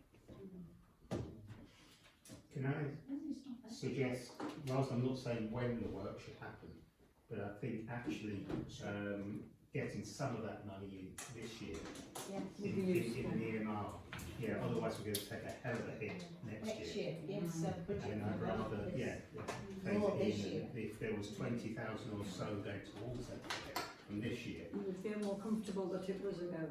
Yeah. If you remember when you had the service provision meetings, it might have been in September one, I think that you went, might have been the one before, could have been the June one, where you did agree in principle for phase 2 and phase 3, but obviously that was pending more information. The reason the focus is being on the disabled route and the 10,000 for that is that was the architect's advice was the next priority. But you know, there's never been any intention of somehow not moving on to phase 3. And I understand entirely what you're saying about putting more in EMR this year as a move towards that. I would definitely want to do that, otherwise I think finding 50,000 in the following year will be extremely difficult, and I think it is an expression of commitment to the whole project. And I would like to think that we are moving forward with improved toilets. With, you know, you said they need refurbishing every 10, 12 years. It's going to be 15 years before they finally get done if we don't actually move it forward a little bit. And also, I personally don't think they are. I've been to a lot of public toilets. We're finding I don't say ours are on the better side of the scale than a lot of the other ones I've been to. They're not the best, but they're definitely out the worst. I've seen them kind of in the middle at the moment. When you think about it, year on year and year, before you're getting worse. Exactly. And they are costing more to maintain by replacing the bits and pieces. So I'm not saying that it doesn't need to be done tomorrow or next week, but I think that maybe in a couple of years, I think that'd be better, and we can get a better idea of what we need to do, how we're going to do it properly. Okay. Jamie, your thought? I think we're closing the phasing term that we should aim to do with the whole tiles up. We shouldn't be rushing to try and do the next couple of years. We're going to ask far too much of the budget to want £50,000 of that one there. It might be something to ask for consideration at full council and the finance management about a programme where we can financially prepare for that project. I agree with you there, but I think that if you're looking at 2 years there, we might be struggling for £50,000 in 2 years. And there are serious rates to the precepts. So I think it needs to be factored in. I agree with you, it needs doing, and I think other councils which follow this parish council should consider the fact that there is a rolling programme and maybe even set up a reserve every year towards refurbishment of buildings. I think that's what I'm saying. We found ourselves, express that commitment, so we find ourselves in a position now where, so that we're not looking for a massive. yeah, it just depends on what we increase it to, but we should have a savings pot, but we should obviously be mindful that right now we've come to the point where it needs doing, and we've got £10,000, that's what we've got. So we need to sort of cut our cloth according to our means, and potentially look at going forward financially by discussing it with finance and management and the full council. See what we can figure out, a plan for that. Maybe? We've already talked to them. We've agreed that there'll be a one-off meeting with this committee to look at downside. Do we have any indications when the architect can produce something for us to look at? because that will help us in Yeah, I terms think of it- phasing. I think it's imminent, I think in the next couple of weeks. we're looking at- And that's for all three stages. Yes. Oh, good. Can we delay setting the budget till we've had that meeting? We can delay setting that line, can't we? We can put that, we can do the rest of the points, can't we? But maybe do set budget for that afterwards. Okay, I mean, I think that's a big expenditure, but, you know, that it's a significant part of the budget, so that we shouldn't be forgetting. Remember that it's not in the budget, an earmark reserve is not, is not in the budget, it's an earmark reserve, so you can make a decision about an earmark reserve whenever you like, it doesn't need to be in the budget, it doesn't need to be part of this discussion either, you can take it out of general reserves whenever you like. Okay. You know, it depends, but that's a bit about getting council to agree with that, so it's as simple as that. Because you remember last year we changed the earmark reserves, you know, after we'd agreed the budget, because we'd spent too much. I can't remember what we'd spent too much on. We'd spent too much on something. Insurance? So we were still toying. We were still adjusting the earmark reserves into January, February of this year.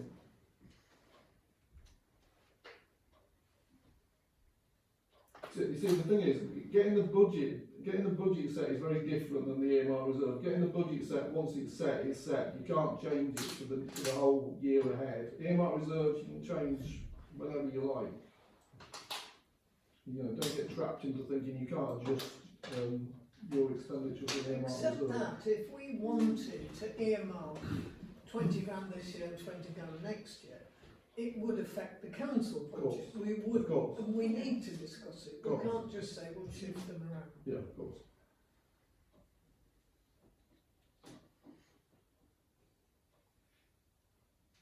So am I right in thinking then, we just, at this moment in time, we need to make decisions on these 14? Is that Yes. what?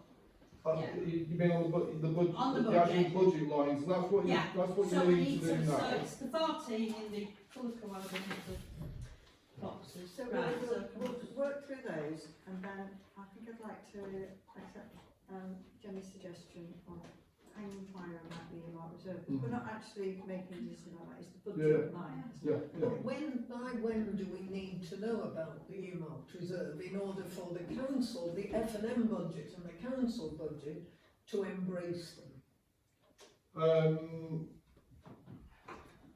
I mean, do you mean in the sense of whether you will need to increase the preset to Yes. adjust this extra 10,000 Exactly. or If 20,000 or if we're gonna 50,000 need quid? 40 grand over 2 years. I suppose, you know, ultimately, you just need it before council, you know, because everything leading up to that point is just a recommendation. You can turn up with a proposing council in December Right. and say, we've got new information from X. Yeah. You know, that is absolutely fine. That's what happened. But that meeting with the architect is going to be very important, because we're going The to. deadline is whatever the meeting is, 12th of December. That's fine. Right, so shall we just accept these budget lines? You've got to Oh, I sorry. was just going to say before you said vote them through over 14, so unless anybody's got any particular issues with any of them, we could just vote through 14 together. Yes. Which colour? Yeah. Which colour are we going for? Green, yellow, or blue? For the green, I would say. I think Yeah. That's the Is that the proposal there then? Okay, I'll second that. okay, so we're voting on accepting the green budget line for next year. Yes? Vote on a second, Yeah, we've got proposed and seconded. Did you get that? Yeah. Yeah. thank you. That carried. Was that Karen? Did you? Hang on a minute, hang on a minute. Hands up. Hands up again.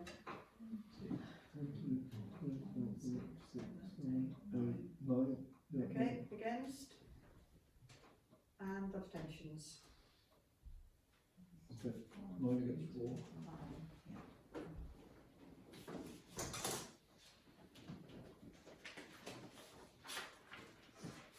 Do you want to go through the earmark reserves? I mean, the earmark reserves won't be set in stone, because I've just said they can be amended whenever. Do you want to just agree them now? I think as a committee committee, you ought to go through them, because Yeah, this is, you know, what the recommendation that you then put into F&M. yeah, I think so. Okay. Even though you could ask them to adjust it in the future, I think having it roughed out now is sensible. Because there's a few new things. I know that the clerks suggested we need these contract negotiations earmark reserves in respect of the negotiations with the maintenance contractor when that's resolved. Right. Yeah, because just to clarify, so if we move forward with the maintenance and small asset and toilet contract negotiations and put them out to tender, we've no idea what these tenders are going to be until we get them in, and we'll want the new contracts to start probably in April. So I'm a little bit paranoid, I have to admit, about putting things out to tender and then finding we haven't allocated enough in the budget. That's my concern. So that's why those earmark reserves have come up. Are they sort of the details to reminding us about the budget? Yeah, yes, and also that, you know, by going to tender, we can give all the information that we want to the people who will be, you know, putting tenders in, but we really won't know what the suggestions are until we get them back. So with luck and the following wind, we might not spend them. We might not spend them, but we could leave ourselves in a difficult place if, for example, we have 3 tenders come in, all of which exceed any budget we put to one side. Yeah. So I would suggest you just work your way down the list. Okay, so the defibrillator, I would just leave that as it is. It's that like is say, fairly simple. yeah. calculation. The Garside building. we're gonna leave that one. Yeah. That one. The energy project, That's gone. gone. The roaming grants to cover So I Christmas trees. So I reckon that should be £2,270 to cover the Increase based So on we're that. at it that. trees and Conversations earlier, recycling. yeah. Yeah, I've met it that. Okay, sustainable transport, So it was a suggestion of Councillor Badin that we, I think this was at 2,500. I think It was 5,000, and then we very, Oh, yeah, we expensive, very wasn't it? responsibly Yeah, reduced it to 2,500. that's right. We did, Mid-year, didn't we? Yeah. and very responsibly suggesting it goes back to 5. because now it's not known quantity again. Yeah. I know what I mean, yeah. Right,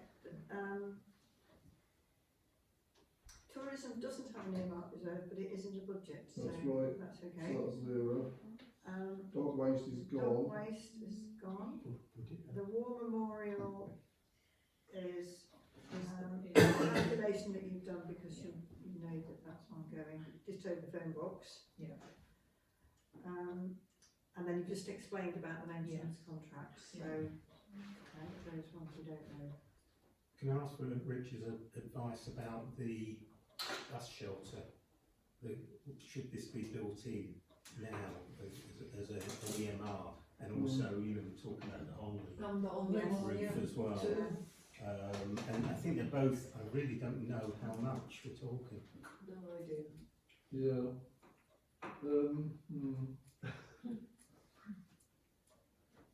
It's difficult, isn't it? We seem to have a lot of things where we're waiting for, you know, guidance and calculations.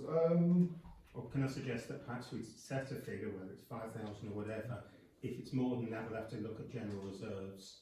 Yeah, I mean, maybe we just treat that in the same way we're going to do the Gartside building and come back on to a it. column, but then Yeah. come back to it. Yeah. Yeah. Okay. I can't imagine that work on either of those shelters is going to be less than 2,500 per shelter, just through building works I've had done I think in my it own. would be generous, but Yeah, I think it'd be a lot nearer 5. Yeah. Each. yeah. Yeah. I have no idea. I think the population from the roof is bigger than that. So, right, what do we do now? So do we want an additional EMR then for the shelters? Yeah, Yes. of about 10 grand has been suggested.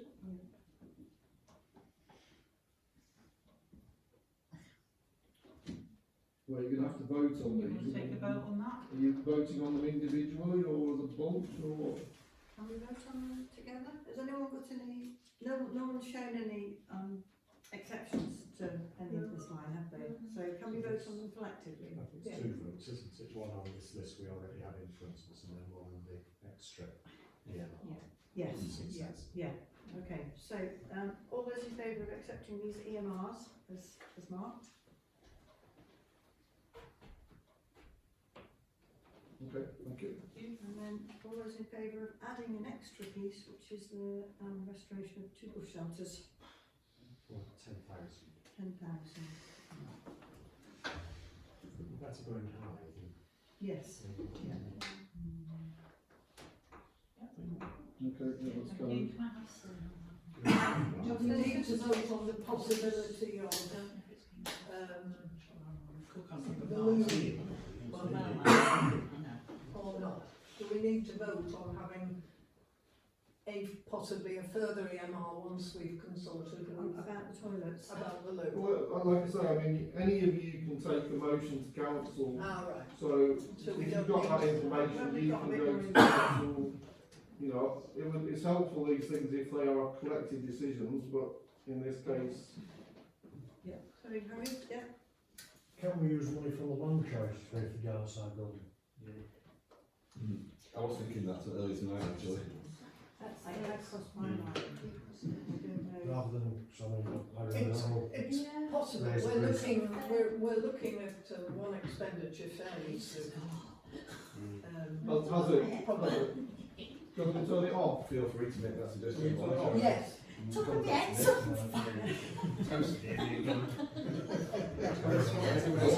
Sunglasses or This is a first. This is a first. I've never done anything other than freezing. It's just top of the head. I mean, I won't say that. Top of the head. So if we freeze. Right, so are you wanting me to write a land charity with that suggestion? Well, I think, because I really don't want to raise the fees Yes. to cover any other budget. Yes. Precincts to the housing. You can ask the land charity. Yeah. Sorry, Tom. Yeah, sorry. The difficult thing is, the legal advice that the land charity has had is that you can spend money on like projects and like your own buildings. It's kind of seen as being a bit of a grey area where the charity gives money, spends money on it itself, because you're benefiting yourself. And the legal reasoning I think we were given is that you can do if you can prove that you can't generate the funds right via your own means. So like if you're spending money on a huge project, like a big thing like something like the Civic Hall or maybe a Homeland Library, you can probably say that you can't generate them funds in that period of time. The thing is the money that we're going to spend on the toilets, does it fit into that? I don't know the answer to the question, to be honest, and I'm not saying that your idea, I'm not saying it's a bad idea. I think we should think about it, definitely. Yeah, I think But you we need should to- write to the land charity, and the land charity should look into whether it's... It's a good idea. It's a good Because idea. it's supposed to be things that the council can't afford. I was thinking, I do think that this building and on the library will come first. Yeah, but they are all owned by us, the Yeah. both three. Yeah. So that money needs to be for the benefit of the community, and what more benefit of the community can you get than a Decent toilet. toilets, to be honest? I agree. I've made a note of that, it's an action for myself to do. Right. Anything else to say about the budget? Have you noted the... Rich, is that everything you need for now? Yeah, I think so. Do you want to go back to the items?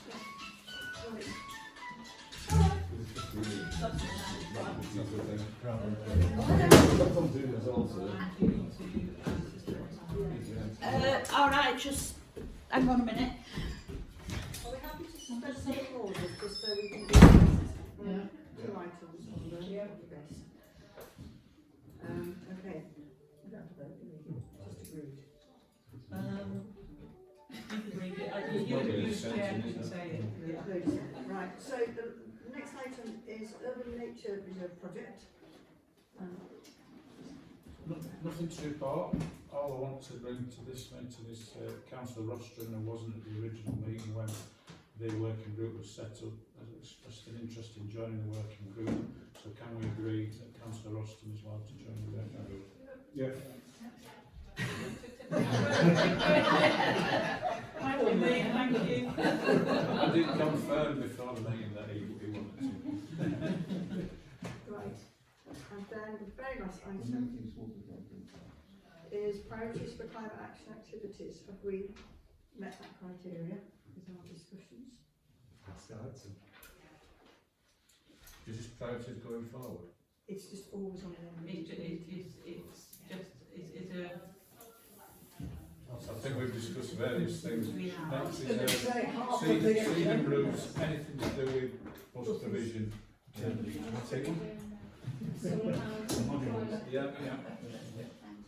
then there are for publicity. So items for publicity. New provision. Yeah. I mentioned earlier, and trying to say what we're doing and try to advertise it more. Get more people to do.